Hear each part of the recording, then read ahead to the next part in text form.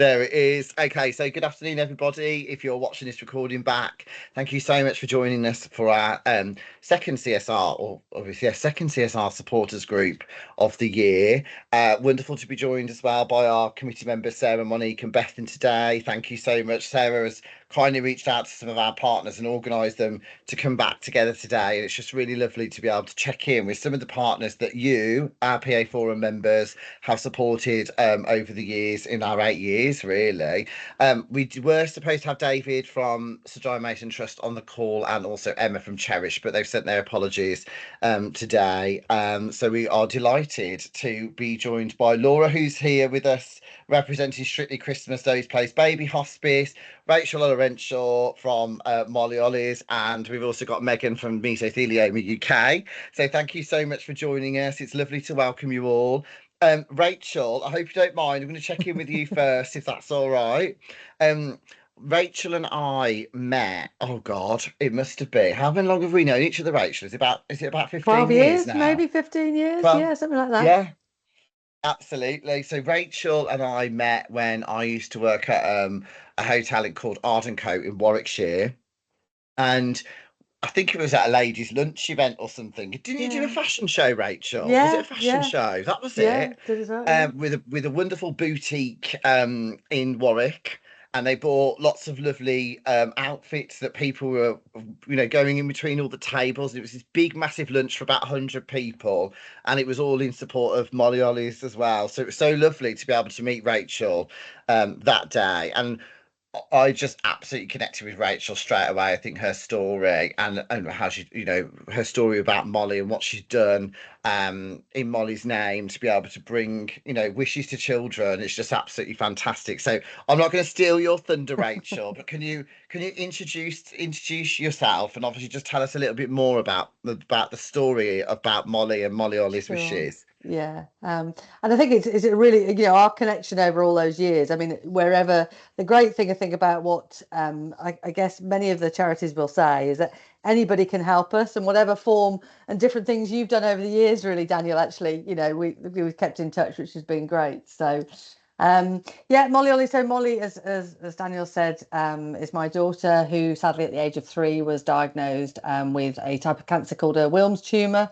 And we were in and out of hospital for the best part of 5 years at Birmingham. And sadly, Molly died when she was 8 years old. But when you've spent kind of 5 years in and out of hospital, you see lots of different things. I would say, despite losing Molly, that we were very lucky as a family in the support that we had. But you see single parent families, trying to juggle so many things, financially, it's really tough, emotionally, yes, impossible as well in many situations. And the impact, when a child is ill is very different to an adult being ill, has a huge kind of ripple effect on all those around. And it's just very difficult to manage. So really, what we do as a charity is born out of our experience. We help in 3 ways, and we support children from birth to 18 who've got any life-threatening illness. Cancer is probably the illness that affects the biggest group of children that we support. But we wanted to have quite a wide remit because we're really conscious that some of the rarer diseases don't have a network in the same way, and they don't have people that they can turn to.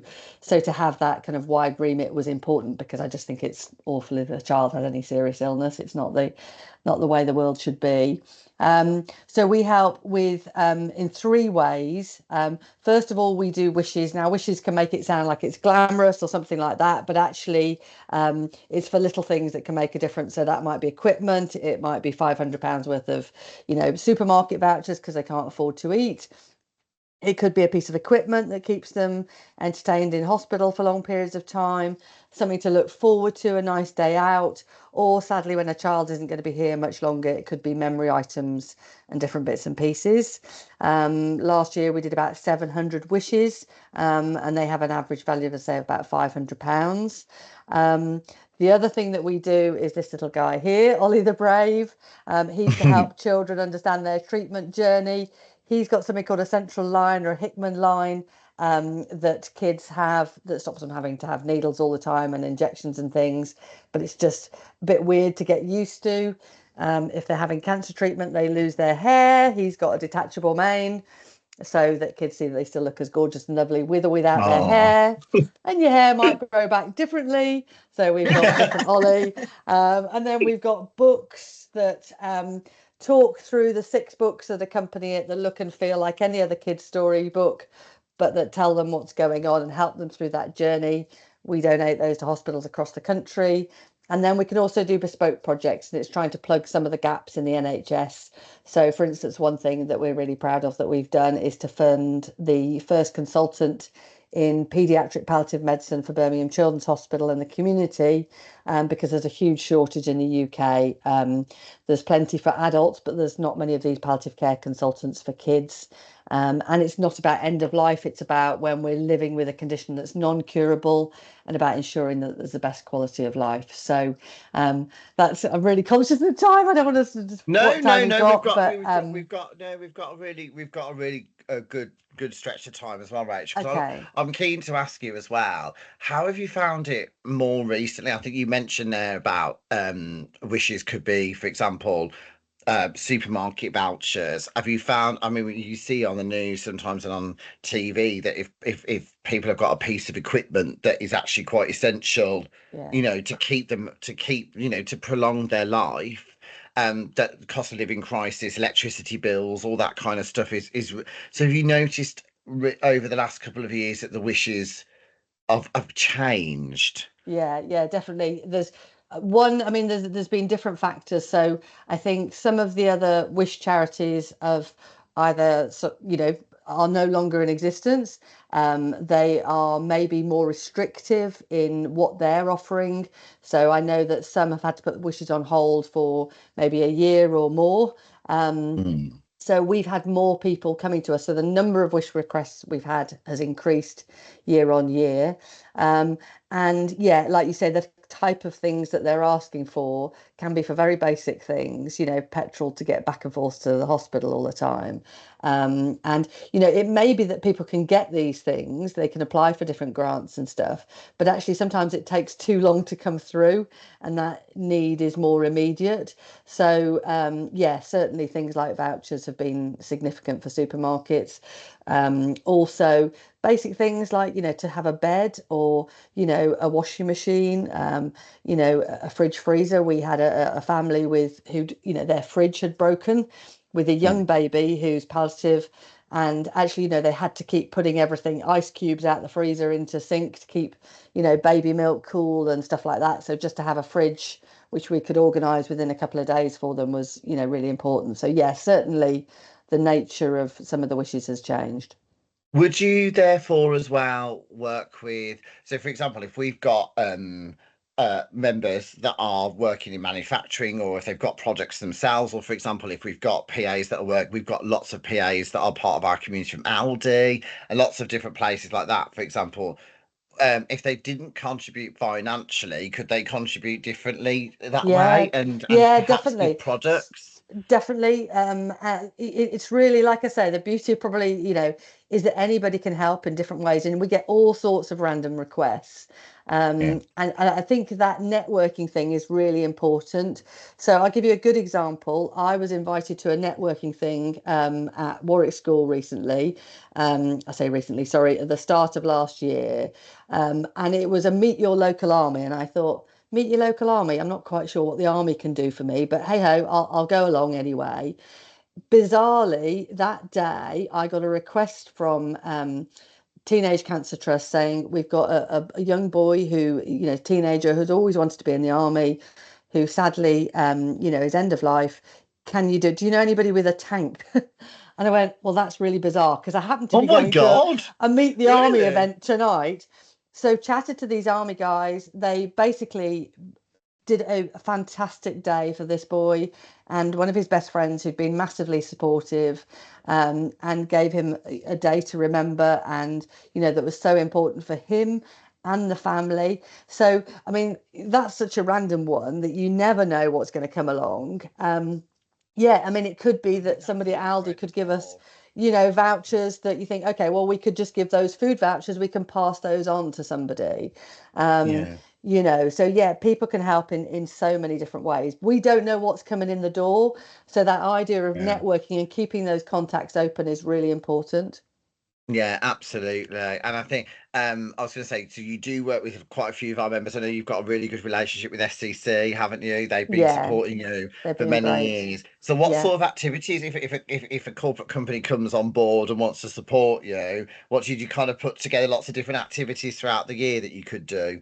Yeah, and I think everybody can, like I say, everybody can help in different ways. So it could be just awareness for one. So we've got a company based in Redditch who are a big food logistics, chilled food distribution company. They help in loads of ways, but one of the things they do is they've dual branded their lorries, Oakland and Molly Ollies. So actually, that's just an awareness thing, which is great. And that I've had a nurse phone me up and say, "I'm just going to see a patient. I didn't realise about you. I haven't heard about you. I've seen it on the lorry. Who are you?" So that's somebody Ah, that we can directly help as well as, donors. So it could be they could do that, something like that.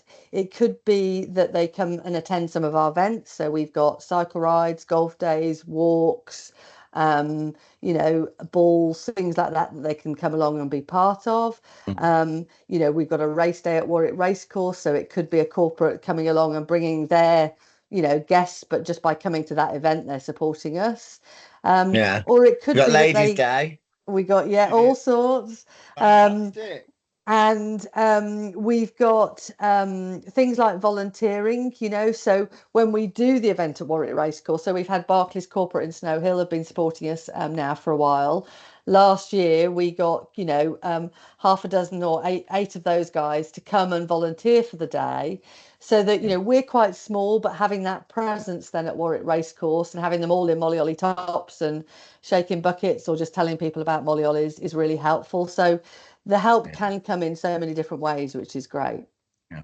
Fantastic. And we've got a question. Sarah's popped in the chat box. Are you focused on support families in the West Midlands? Like what's, I guess, your geographical area? So What we help across the UK and Southern Ireland. So yeah, we are quite wide reaching. I would say probably the majority of the help that we give is West Midlands based because obviously that's where we're known the most. yeah. But actually, yeah, we do work across the UK.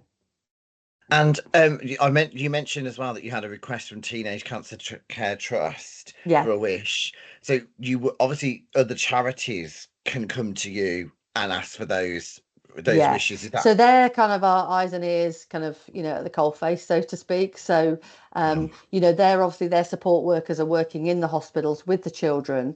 So all the yeah, wishes that we do have to be endorsed by a health professional or somebody involved in that child's care. So, yeah. yeah, we work with Young Lives versus Cancer very closely with Teenage Cancer Trust, with nurses, doctors, all sorts. Yeah. Oh, fantastic. Thank you, Rachel. It's lovely to spend some time with you. And thanks so No, much bless you.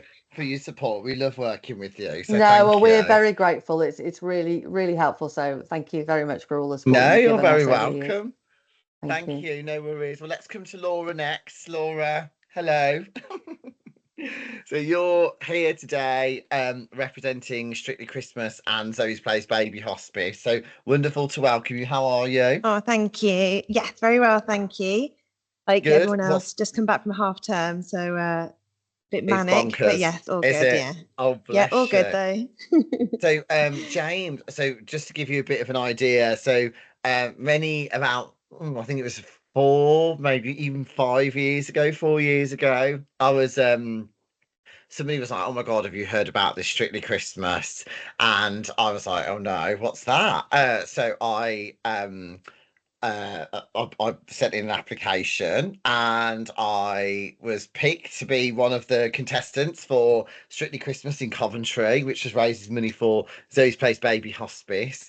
And many of you absolutely helped me raise a lot of money, which contributed to an absolutely overwhelming amount of money that I think Strictly Christmas has raised It's throughout its mental. entire existence. Do you want to tell us a little bit about the background, Laura? Yeah, of course. So Strictly Christmas isn't a charity in its own right. So we are basically a group of 7 people who run a fundraising event.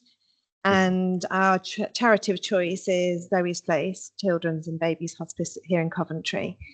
So as 7, we're all volunteers. We've all got full-time jobs. I'm at work currently today, and we range from teachers to when someone's got a beauty salon.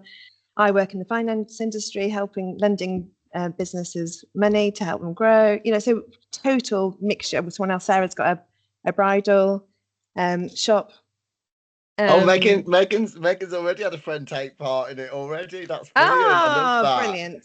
Yeah. Excellent. So it's good that people get to know about us. Yeah. Oh, I had a 100%. friend take part a few years ago. It's amazing, and we went along and watched. It was my friend's boyfriend, and actually one of my friend's friends is one of the dancers. Like the professionals that helps out. Stacey Roberts. Yeah. Oh wow. Yes, we all know Stacey. Yeah, she's brilliant. She's fabulous. Yeah, it was amazing. Oh, thanks, Megan. It takes a whole year to plan. So we've already started planning for 2025. Obviously, it's run at Christmas, given the name Strictly Christmas. And basically what happens is that we open contestant applications in June. We have hundreds of applications, as you can probably imagine. They grow year on year. And we select 24 contestants. Those 24 contestants are paired up with an experienced dancer, people like Stacey, for example. And they have 8 weeks of training, and in those 8 weeks, it's very similar to the Strictly show. They train, they're compulsory twice a week, but most of them do 4 or 5 times a week by the last couple of weeks.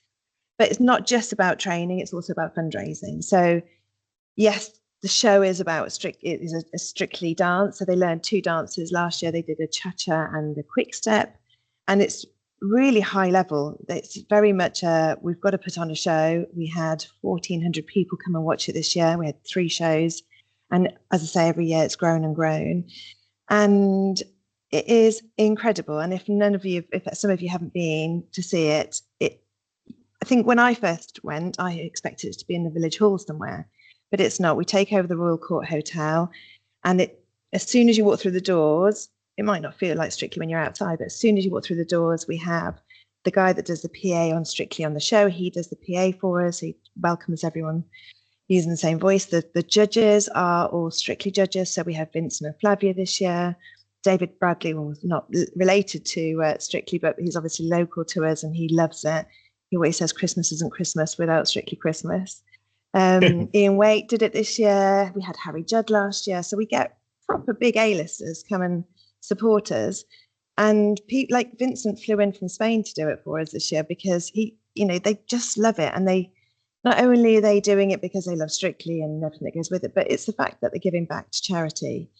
So in terms of the money that we raise, it's grown and grown and grown. And Dan, I don't know when you did it 4 years ago, how much your team I think it was raised. I think we finished, I think the overall total, when in terms of like the years it had been running in total, was I think just over half a million. Yeah, but we're at double 866,000. Yeah, so we're hoping this year we'll hit £1 million, which is incredible. From it's a weekend of a show, as a show, and the way that we raise money is by the contestants. It's all up to them, really. Those contestants, part of the points that you get scored is about your fundraising, and so those contestants, as they are going through their 8 weeks training, are doing cake bakes, they're doing things at work, they're doing organizing race nights, whatever it might be, anything creative. So it's up to them. I mean, we had one,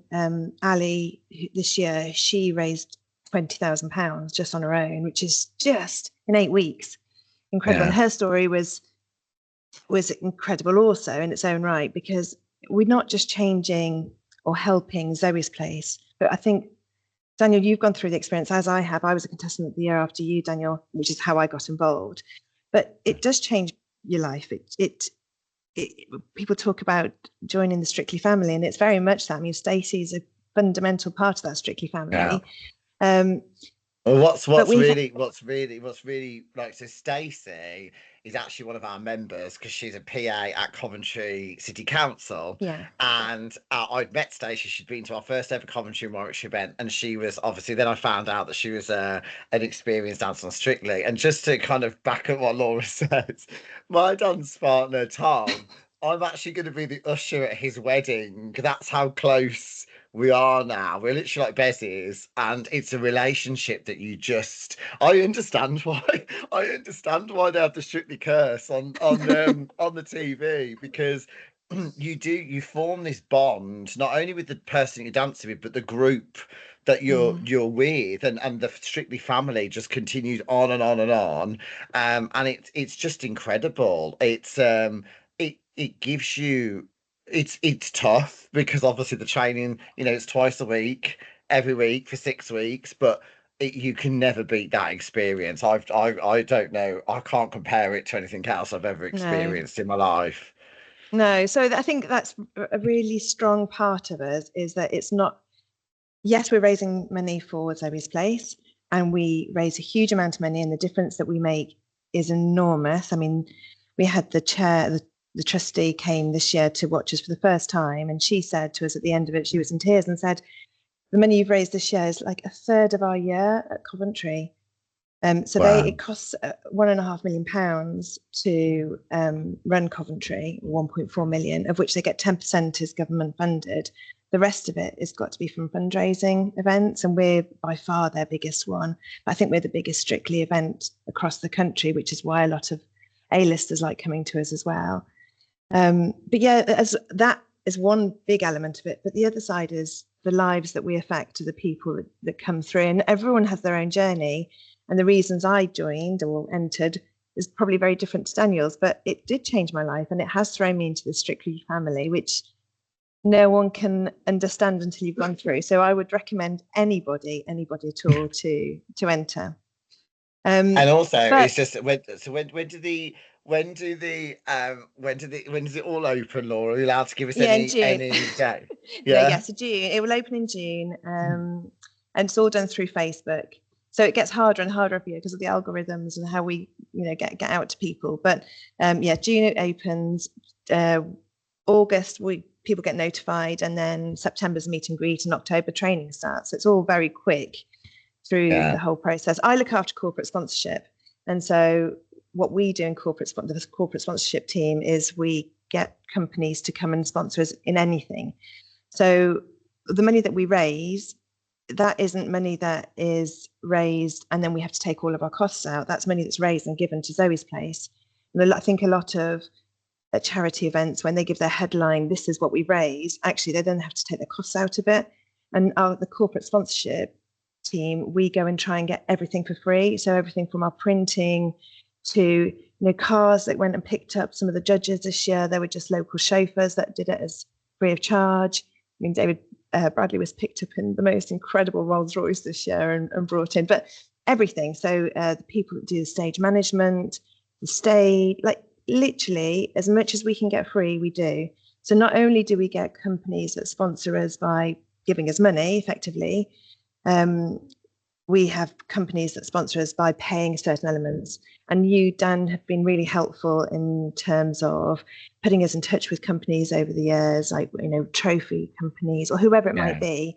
Yeah. And so I guess our plea to people that want to help us is anything you can help us in, be it either money to pay for certain things, because as much as you're paying to be part of the show, it just helps us not have any expenses. And so therefore any money that is raised goes straight to Zoe's Place.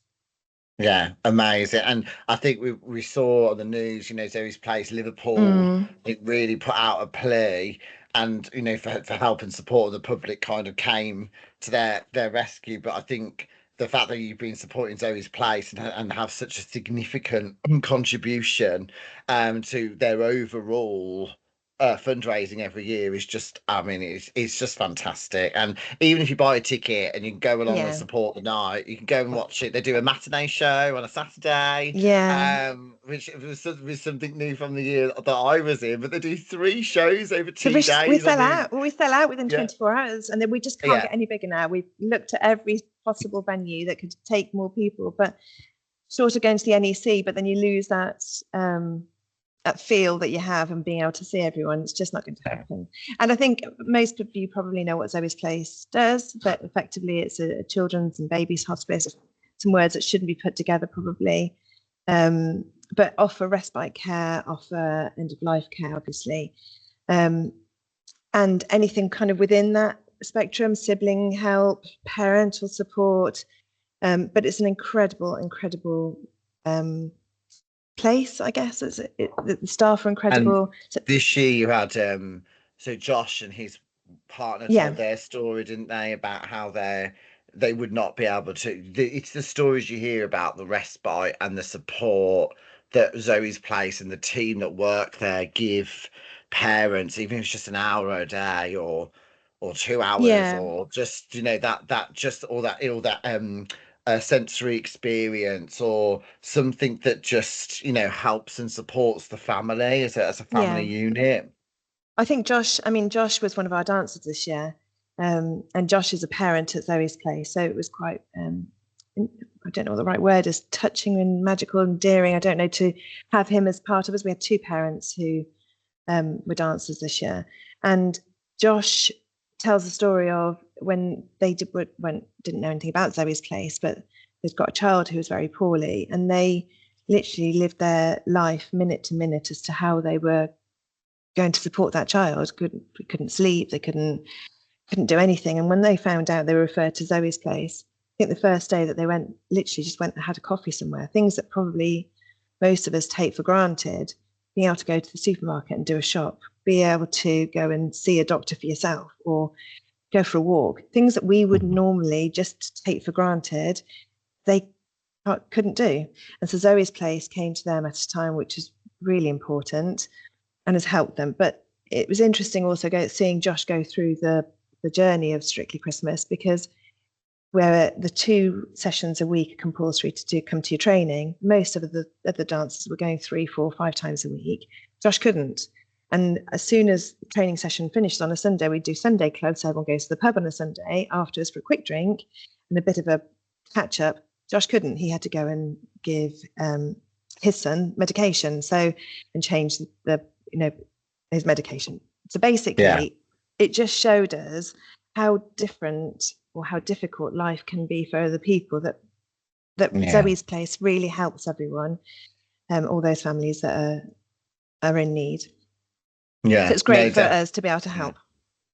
So in a kind of a message, Laura, would be, if you want to get involved, you can come as a contestant. You also look for volunteers, don't you, on the nights of the evening, just to help guide people where they're going and all those different things. If you could sponsor maybe some prizes or anything raffle like prizes, that. Absolutely. Any raffle prizes, come and volunteer, buy a ticket, you can come and watch, enter as a contestant, or try and get someone else to enter as a contestant, so you can just come and watch that. In any way at all would be amazing. And this year we're doing something. I was just going to say, even though it's based in Coventry, you can be. I live in Birmingham, and I was going and taking part and going over there, and it is. You try and do it after work, one night in the week, and on a Sunday. So it is a doable. It is doable. It's 8 weeks. Yeah, exactly, and it's for an absolutely amazing course, and I would really recommend it to anybody. Sorry, Laura, you were saying that this year you're gonna. Oh no, just slightly differently. This year we've got another event we're running. We just thought that, given our capacity that we have with the corporate side, we're doing a pantomime horse race at Warwick Racecourse this year. So if anyone wants to take part in that, as a company or even as a group of friends, to come along and enter your horse. It's 3 people in a team, a front end, a back end, and a trainer. The trainer will walk you around the parade circle. You'll be given a pantomime horse to run in. It's 100 meters, the final line, which will be brilliant. Yeah, it'll be really good fun. So we're looking forward to that on Maybank holiday.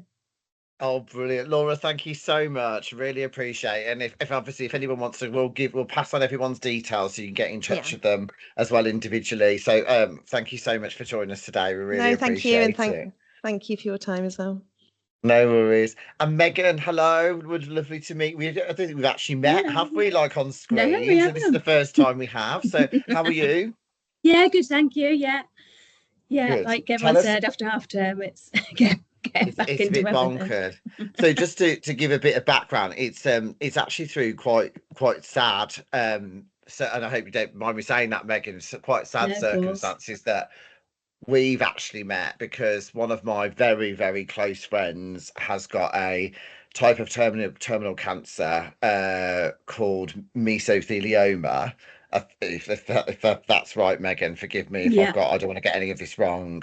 And basically, my very good friend MJ, she was pregnant, and during her pregnancy, she felt pain in the side, and they thought that the baby's head was in a unusual position, and so she gave birth to now Tommy, who's just over a year old, and she went back to the hospital because this pain was getting worse, and they actually found out that sometime during her life she'd inhaled asbestos, and this asbestos sits on the lining of your lung, and it can actually develop to create this mesothelioma, which is this terminal cancer.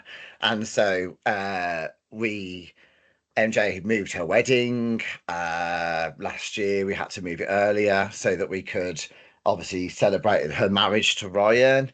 It's quite difficult for me to talk about because I'm obviously relating it to one of my really good friends, so I do apologise. But we worked with Megan last year because we wanted to raise as much awareness about this disease because it's quite rare. From what I understand, it's quite rare, but there are over 1 million workplaces or 1 million buildings across the UK which have asbestos in them still, which could be workplaces, schools, all different types of places. So Megan, I do apologise. I don't want to obviously, I would love, but I just wanted for the PA Forum members that are watching just to relate it as to why, personally for me, why I feel so passionately about Mesothelioma UK. So I do apologise, Megan. Please tell us a little bit about you. So I hope, if it's all right, I've got a PowerPoint to share, so as I don't forget. Yeah. Please do. No, go for it. So let me get that for you. So where are you at the moment? Are you in the office, Megan? Are you at home? Where do you work? Yes. Yeah, I'm in the office. So we do, most of us are in the office. We do have a couple of remote people, but we do a 60-40. So we spend, depending on hours, we spend 60% in the office and 40% at home. So yeah, I tend to do 3 days in the office and then 2 at home. But we've got some nice small meeting rooms and things in the office, which is nice. So I've snuck off to one of those. Got quiet space. No, that's great. Thank you, Megan. No, that's all right. So I'll go through a little bit about Mesothelioma UK. So as Dan said, we are Mesothelioma UK. We're the national charity that's dedicated to the disease mesothelioma, and we're here to support anyone affected by the disease. That includes obviously our patients, but also our carers, other loved ones. We are here to support anybody who is affected by the disease. So just a little bit about the disease, about mesothelioma. So as Dan was saying, there's different types of mesothelioma. It develops in the lining of some of the organs of the body. So the main one is pleural, which is the lining of the lungs, but it can be in other areas. So that's sort of the most common one, but it can be in other areas as well. But yeah, it kind of affects the lining of the lungs, which is all sort of around different organs around the body. It is mainly found in men. Most men, more men do develop it, but there is this thing where people say, oh, it's older men, over 70s, that sort of thing. It's, a lot of people who are affected, maybe sort of men who are older, but a lot more people are getting affected. A lot more women. As Dan said, MJ, and younger people as well. It can affect anybody, and it is a terminal cancer. I'll talk a little bit more about sort of treatments and things. There are treatments and trials out there, but at the moment there is no cure for it. So we, in the UK, according to the Health and Safety Executive, the UK actually has the highest incidence of mesothelioma in the world.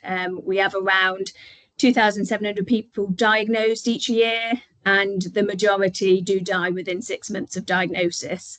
60% die within a year. Some people do live longer than that because, there's more treatment out there. There is more hope. And I'll talk a little bit more about we have a research centre and things. So we are doing what we can to help people live longer with mesothelioma. But at the moment, there is no cure.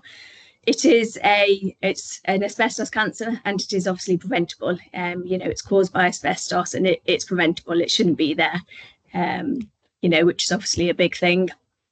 I think there's you know, I tend to talk to a lot of people, and people find it quite surprising that cases of mesothelioma are on the rise, which they are.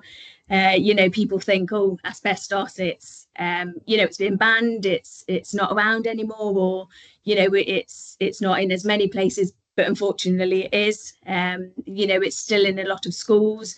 We're finding a lot of teachers, you know, pupils who went to school or places and may have been exposed to hospital workers, you know, doctors, nurses who have spent their life you know, working in a hospital, supporting patients who could have been exposed to asbestos. You know, so it's still the single greatest cause of work-related deaths in the UK each year.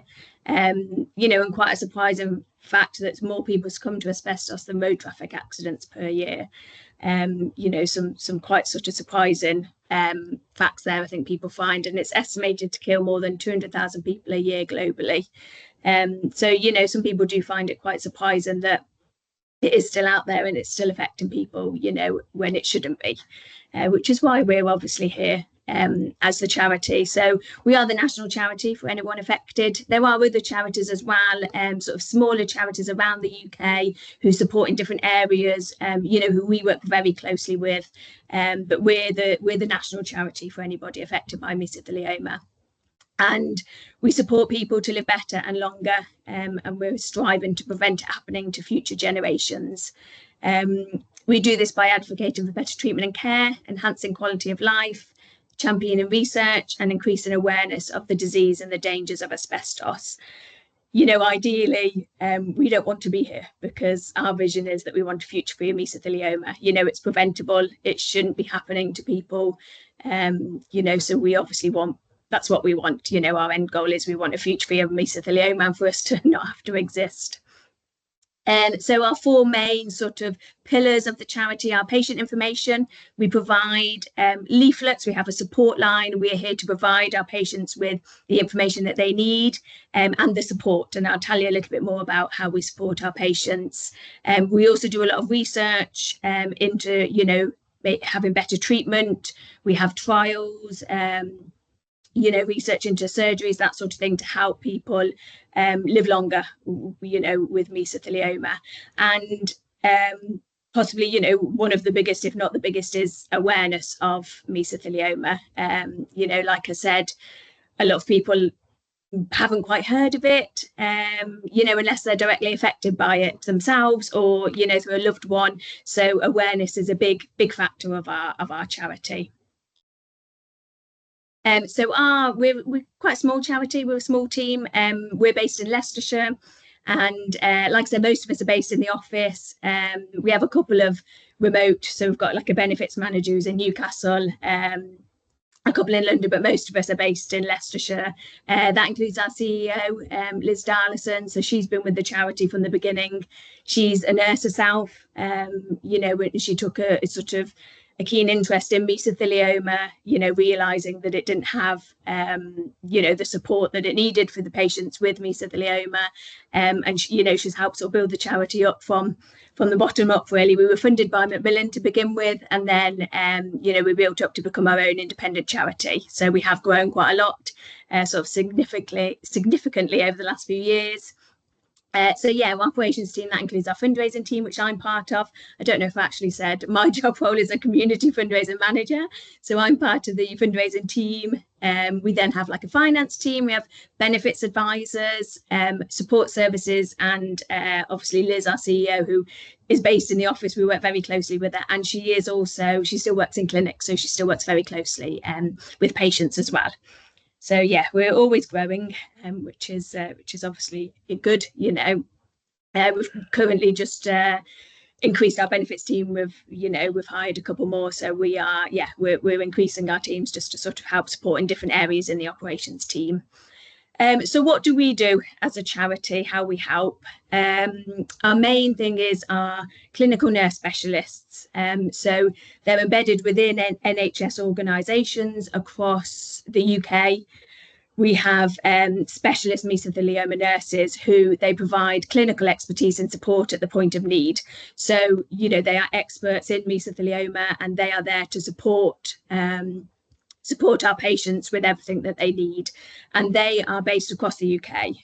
We currently have around 30, which has grown a lot recently, but we don't have them in every area of the UK, which is what we want, you know, compared to sort of other nurse specialists for different cancers. You know, we don't have as many and we want to continue to develop that. So a big thing that we do is we fund those nurses to be able to support those patients, you know, at their point of need. We also have our support line. So we have a support services team who answer patients' carers any questions, support they need. Benefits advisors, so they can help navigate the benefit system, support them with any claims that patients can make. Obviously, they can also claim compensation as well. So yeah, our advisors are there to sort of support them with anything they need, really. Like I said before, we have lots of information for our patients, leaflets and all sorts. So we've got plenty of information for our patients and our carers to make sure they're able to make the decisions that they need, you know, all around their care and sort of how they deal with their disease. We also have a research centre. They're based at the University of Sheffield. We work very closely with them. You know, they're constantly sort of doing research, looking into different treatments, trials, and we work very closely with them and help fund them, you know, because it's obviously extremely important. And like I said, we have nurses across the UK, but, you know, there's hospitals out there, there's NHS out there who don't have a mesothelioma nurse close by. So it might be that we do have sort of trials and treatments going on, but they might not be at hospital that's close to a patient. So we do have patients who sometimes have to travel, and we help fund for those and provide for those, because at the end of the day, regardless of where our patients are based, you know, treatment should be accessible for all. Everybody deserves that treatment and care regardless of where they live. So a little bit about our nurses. Like I said, we've got around 30 that are based around the UK, but we do want more. We want them, you know, sort of based in every area. We want every patient to have access to a nurse that's close by. And they are just there, they're a specialist in mesothelioma. You know, they are there to listen, they're there to support with any questions, help with any symptoms, you know, treatments, that sort of thing. They also run support groups where once a month they have a group where people can come along. I actually go to the East Midlands one, and it's such a nice, I think people always worry and think, oh, what's it going to be like? You know, it's a group of people with this terminal disease and things, but actually it's such a lovely sort of gathering. You know, they get together and play bingo, or they get together, have a speaker come in and things. We went on a boat trip last year and that sort of thing, and the patients and the carers come. You know, so it's just as important for loved ones as well. They are welcome to come, and it's just a nice chance for them to spend a bit of time with the nurses, ask any questions, that sort of thing. You know, and it's a really nice kind of way to offer a bit more support for our patients and our carers. So yeah, our clinical nurse specialists are a big part of our charity. We do also have some partner organisations that fund them. You know, our general donations and that sort of thing all go towards funding our nurses across the UK. So different ways that people help. Like I said, donations, you know, we get all sorts of donations, general ones, obviously ones in memory of people, that sort of thing, you know, and they were all a big contribution to us. It all helps, you know, go towards our cause. We do some fundraising challenges throughout the year. So as we're quite a small one, we have charity places for a couple, which is the London Landmarks Half Marathon and the Great North Run. We've had an amazing amount of interest this year, which has been obviously overwhelming, you know, with so many people wanting to support us. So yeah, we're looking into possibly sort of more challenges, but we get a lot of people wanting to fundraise for us in different ways, you know, from runs and walks to skydives and bake sales. You know, our fundraisers are incredible, and I'm very lucky, you know, I get to work very closely with them, which is lovely. We do also have an e-newsletter that goes out every few months that keeps people up to date with, you know, what's going on, what we're up to as a charity, ways that you can support and things, you know, so we're always encouraging people can subscribe just to find out a bit more information about us and what we're up to. And we do also have volunteering opportunities as well. So I work very closely with our volunteers, and we currently have 5 different roles, which is a speaker, so asking people to go out into the community to talk about mesothelioma. Like I've said, not many people are aware of it, so raising that awareness is just as important.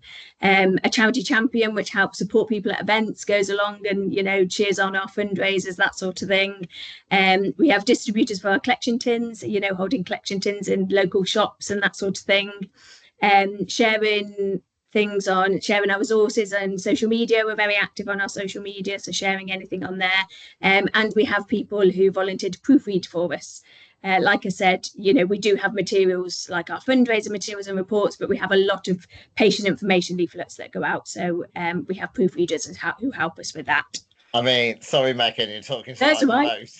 The most amazing community for detail here. So I think I have to get my stuff proofreaded all the time. Mel goes mad. She's so I'm just thinking, like, if we've got any proofreader volunteers, I'm sure that you would absolutely love that. And there's so many of our community would be, I'm sure, love to share their skill set with that.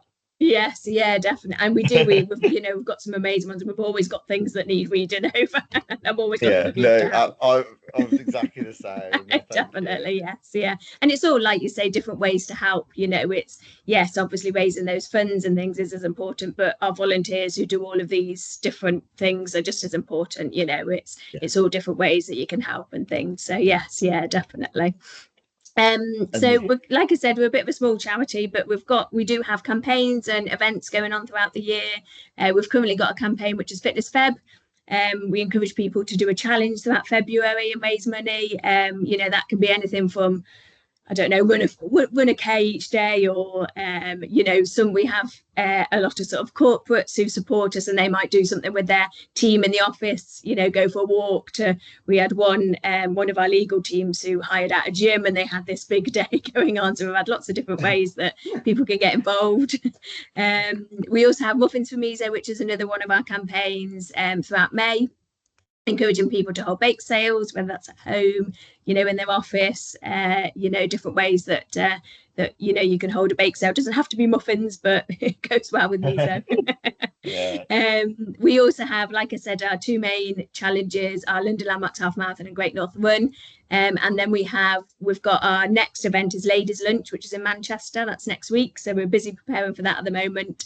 And we do it with International Women's Day, so we have a lunch, 3-course meal. We have some fantastic speakers, and Emily Jane's coming along this year to speak for us, which is amazing. So we have lots of different people, and she's come and share her patient story, which is fantastic. We do it alongside Women's Day, but men are absolutely welcome, of course. So as you can see in the picture. And then we also have a patient and carer day in October. So it's a day where we have lots of different speakers, from doctors to, nutritionists, all to sort of support with lots of information for patients and carers. We tend to move that each year throughout the UK, so we'll have it in different areas. So last October we had it in Leeds, but that's a free event that we put on for patients and carers to come along. We get really good feedback for that. It's a nice way for them to, find out more information, but engage with other patients and carers as well. Well, so I think that's it from me. And I just wanted to say, Meg, thank you for sharing that with us. I do really appreciate it.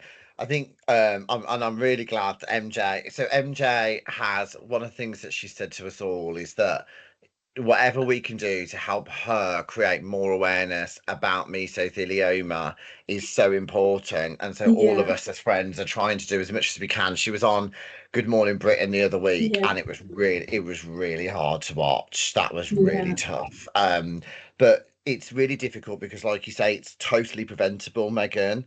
And I think it's really tough for us to see that she got terminal cancer, but she's also got a fight on her hands because, they will try and find out where this asbestos was accumulated, or that she could have come into contact with it. And ultimately she wants to leave both her boys, a future that they can have, because she should never have had this, but it's really difficult. And I think she just wants to be able to spread that word. And so to be able to invite you as well on today, I know it's a very personal thing for me, but to be able to invite you on has just been really great. So thank you. And I'm going to see if I can come and see her in Manchester on the 7th of March. I'll tell her off for not telling me that. Yeah. Yeah, absolutely. I know.